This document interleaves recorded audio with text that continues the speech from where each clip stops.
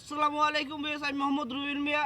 আপনারা দেখতে পারতেছেন এই পুকুরের সমস্ত তেলাপিয়া মাছ বিষাক্ত গ্যাসের কারণে, এমনকি কেমিক্যালের কারণে এই মাছগুলো মারা গেছে, মইরা একবার ভাইসা আছে।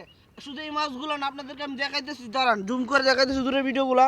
এই যে দেখেন, ওই যে দেখেন সাদা হয়ে আছে মাছগুলো, দেখছেন কি পরিমাণ সাদা হয়ে মইরা লইছে দেখেন। আর এই যে এই সাইড দিয়েও আছে, দেখছেন মাছগুলোর কি অবস্থা।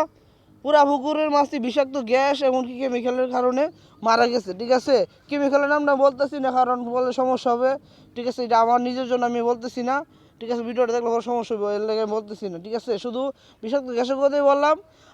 মুইরা পুরা পুকুরের মাছ সাদা হয়ে গেছে, দেখেন কি একটা অবস্থা, দেখছেন কি একটা অবস্থা।